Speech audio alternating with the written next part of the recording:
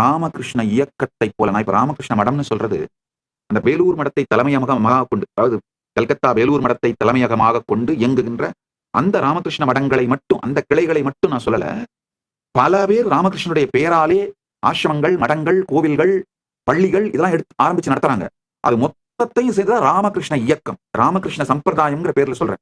இந்த வேலூர் மடத்தோட கிளைகளாக இருக்கின்ற அந்த ராமகிருஷ்ண மடம் மட்டுமல்லாது, எந்த ராமகிருஷ்ண மடம், ராமகிருஷ்ண ஆசிரமங்கள், விவேகானந்த ஆசிரமங்கள், ராமகிருஷ்ண சம்பிரதாயத்தினுடைய எந்த இயக்கத்திற்காக அவருடைய வாழ்க்கையை தியாகம் பண்ணி இருந்தாலும், போய் டெடிகேட் பண்ணி இருந்தாலும், உங்களுடைய மகனோ மகளோ ராமகிருஷ்ண மடம் சன்னியாசியாவோ சன்னியாசினியாவோ சாரதா மடம் இதுல போயிருந்தாலும் அந்த பெற்றோர்களை நான் பொறுப்பெடுத்து கவனித்துக் கொள்ளுகின்றேன். ஏன்னா உங்களுடைய மகனும் மகளும் நாட்டிற்கும் உலகத்திற்கும் மிகப்பெரிய நன்மை செய்வதற்காக சென்றிருக்கின்றார்கள்.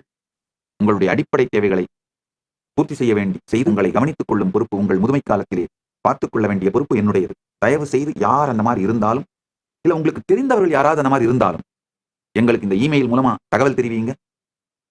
என்னுடைய சன்னியாச படை, என்னுடைய சன்னியாச பாரம்பரியம், என்னுடைய சன்னியாசிகள் அவர்களுக்கு தேவையான உதவிகளை செய்து அவர்களை நல்லபடியாக பார்த்துக் கொள்வார்கள். எங்களால் ஆன எல்லா உதவிகளையும் செய்வோம். மருத்துவம், வேற என்ன அடிப்படை தேவைகள் வேணுமோ செய்கின்றோம்.